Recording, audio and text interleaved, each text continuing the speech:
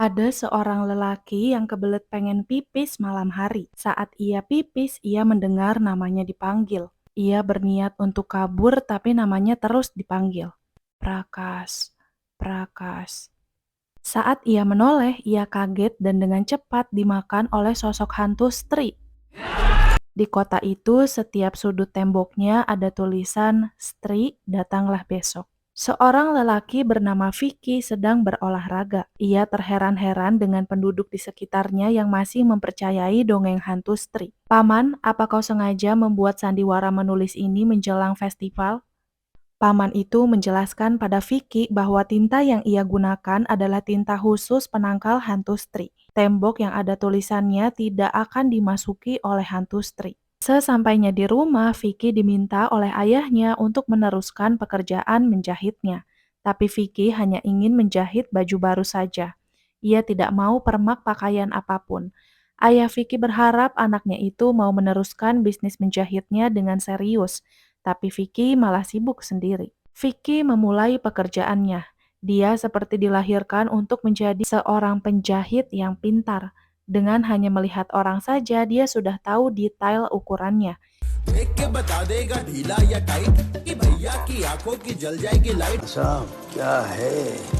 Ia sangat terampil dalam menjahit baju. Saat Vicky sedang beristirahat, ada seorang wanita misterius menghampirinya.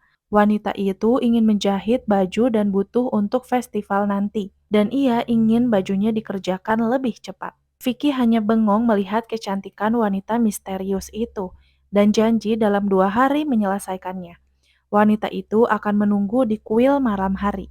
Vicky langsung menceritakan wanita itu kepada kedua temannya, tapi ia malah dianggap halu, karena ketiga lelaki itu jomblo akut sejak lama. Di hari pertama festival, Lokes akan mengadakan acara. Mereka datang ke sana untuk bersenang-senang. Sesampainya di tempat acara, Vicky meminta kedua temannya untuk pergi duluan saja, karena ia mau menemui wanita misterius itu. Vicky menunggunya di kuil. Wanita misterius itu datang. Mereka lama-lama menjadi sangat akrab. Hey, thank you. कहीं नहीं चला। अब Sayangnya, wanita itu tidak memiliki handphone. Jika Vicky ingin menemuinya, maka pikirkan saja tentangnya. Ia juga memberikan surat untuk Vicky dan menyuruh Vicky membacanya besok pagi setelah mandi. Bitu dan Jana pergi jalan kaki karena kehabisan bensin. Tiba-tiba Rudra nyamperin mereka dan memberi peringatan bahaya kalau lelaki keluar malam-malam sendirian. Apalagi sekarang sedang festival, karena selama 4 hari ke depan hantu Stri akan berburu lelaki. Rudra menceritakan bahwa hantu Stri hanya akan memangsa lelaki, maka dianjurkan bagi para lelaki untuk jangan jalan sendirian. Dan jangan sampai hantu Stri memanggil nama mereka 3 kali, karena akan tergoda tipu daya hantu Stri dan dalam sekejap akan hilang. Belum menceritakan bagaimana cara mengatasi hantu Stri, Rudra ditelepon oleh Sama dan pergi meninggalkan mereka. Bitu dan Jana jadi parnoan. Saat Bitu sedang naliin sepatu, ia seperti melihat ada orang entah benar atau tidak. Mereka ngibrit lari ketakutan.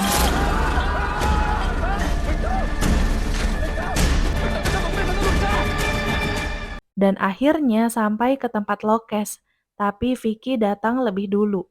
Bitu dan Jana tidak mau menceritakan kejadian itu pada Vicky karena takut diejek.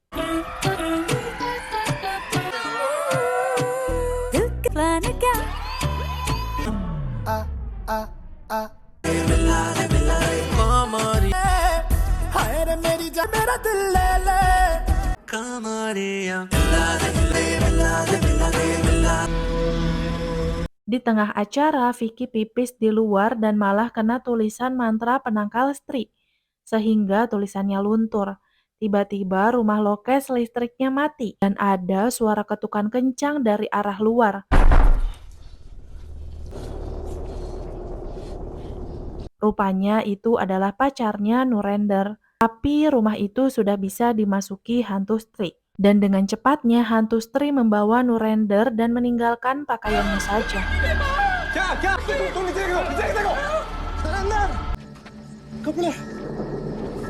Seketika semua orang heboh dan menyalahkan Vicky yang pipis di tulisan mantra itu. अच्छा फिर ये किसने हाँ मुता हमने वहाँ लिखा क्या पेशाब करना मना है गुंडों का यहाँ पर नंगा अपने दोस्त के बारे में कुछ Paginya, Vicky nggak sabar mau membuka surat dari wanita misterius sehabis mandi. Tapi ia kedatangan tamu. Itu wanita yang disewa oleh Nurender semalam. Dan meminta bayaran kepada Vicky karena Vicky yang membuat Nurender menghilang. Ayah Vicky salah paham dan menasehati anaknya. Lebih baik bersabar sampai punya istri daripada begitu. लेकिन ये शरीर opposite sex के साथ है। इस शहर में हम तुमसे पहले Vicky memamerkan surat dari wanita misterius itu kepada kedua temannya. Tapi Bitu mencurigai wanita itu aneh, karena di balik kata-kata manisnya ia meminta bulu kucing dan ekor kadal. Wanita normal mana yang minta hal-hal aneh begini? Malamnya, Vicky menemui wanita misterius itu dan memberikan semua yang dimintanya. Bitu khawatir karena Vicky keluar sendirian takut ia diculik oleh hantu Stri. Akhirnya Bitu menelpon Jana dan mereka berusaha mencari Vicky tapi nggak ketemu. Motor Bitu kehabisan bensin, mereka berantem deh. Dan pulang masing-masing. तुम्हें हुआ क्या है पूरे शहर में नहीं करेंगे ठीक है रहने दो कब से चबड़ सुन रहे हो तुम्हारी Di jalan, Jana bertemu dengan hantu Stri dan ia diculik. पलटना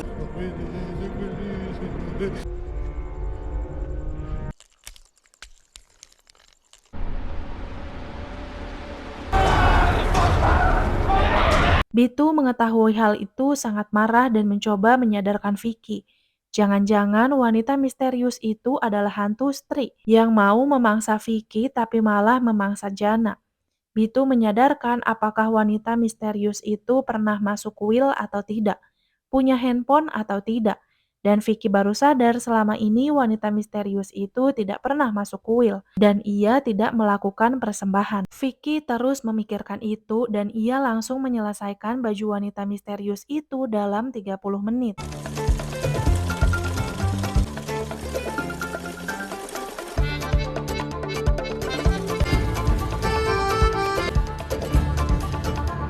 Dan langsung pergi ke tempat dia suka sebat. Tidak lama wanita misterius itu datang. Vicky grogi kali ini bukan karena cinta, melainkan dia takut mengetahui jangan-jangan benar dia adalah hantu Stri.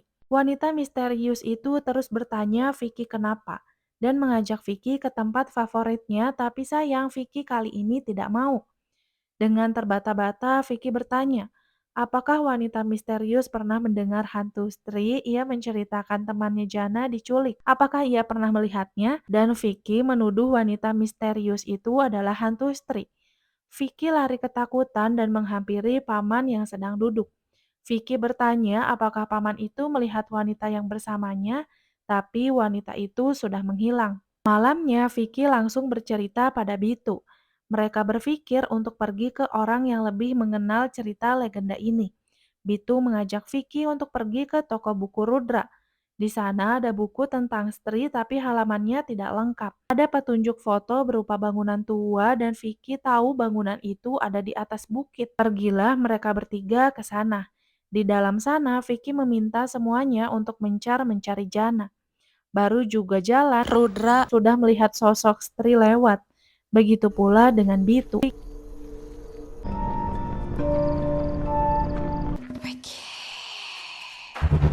हम हैं Vicky disamperin Stri, ia berusaha untuk tidak nengok. Tapi saat suara Stri tidak terdengar lagi, Vicky menoleh. Dan hantu Stri itu masih ada.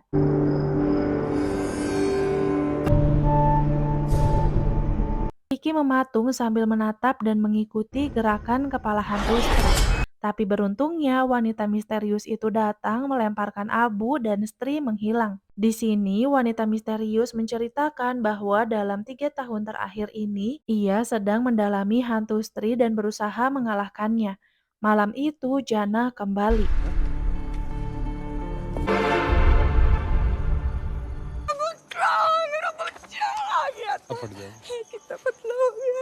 Tapi esok malamnya 20 lelaki menghilang. Rupanya Jana masih dalam kendali hantu Stri dan ia menghapus tulisan mantra sehingga hantu Stri dengan mudahnya menculik para lelaki. Vicky dan kawan-kawan berkumpul dan berpikir bagaimana cara melawan hantu Stri. Akhirnya Rudra membawa mereka ke penulis kitab hantu Stri. Tapi sayang penulisnya sudah agak lupa ingatan. Mereka semua frustasi dan pergi. Tapi penulis itu keluar dan berkata, hanya pelindung kota yang bisa melindungi dari hantu Stri. Pelindung kota itu lahir dekat pohon oak, seorang seniman dan anak seorang pelacur yang masih bujang. PR lagi nih, mereka harus mencari sosok pria tersebut. Padahal ciri-ciri itu ada di depan mata, yaitu Vicky. Vicky seorang bujang, seniman, dan anak seorang pelacur, hanya saja Vicky tidak tahu. Meskipun awalnya Vicky tidak terima ibunya dibilang pelacur, akhirnya Vicky bertekad mau menyelamatkan kota. Mereka berkumpul untuk berdiskusi apa yang mereka tahu tentang hantu Stri. Yang jelas ia bisa membaca. Akhirnya mereka membuat skenario untuk memancing hantu Stri datang. Pertama, mereka membuat pesta pernikahan kecil dan mengundang hantu Stri.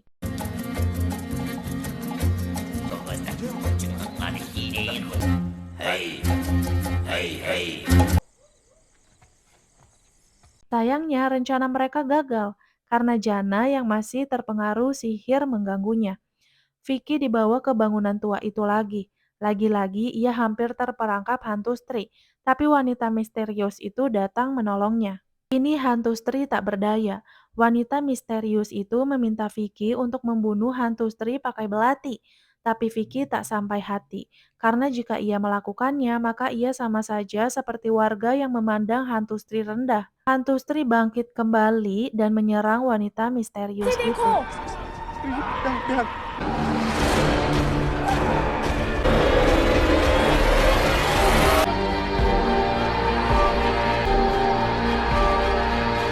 Tapi beruntungnya Vicky tepat waktu dan memotong kepangan rambut hantu Stri. Hantu Stri menghilang dan para lelaki yang diculik dilepaskan.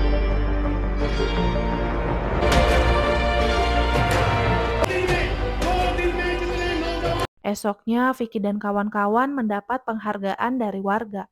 Wanita misterius itu mau pulang.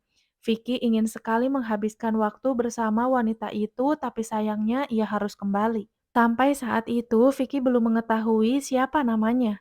Dan potongan kepang hantu Stri ia genggam dan menyatu pada rambutnya. Dan wanita misterius itu menghilang. Di akhir film, hantu Stri dibuatkan patung oleh warga dan ada tulisan, "Stri melindungi kami." Film selesai.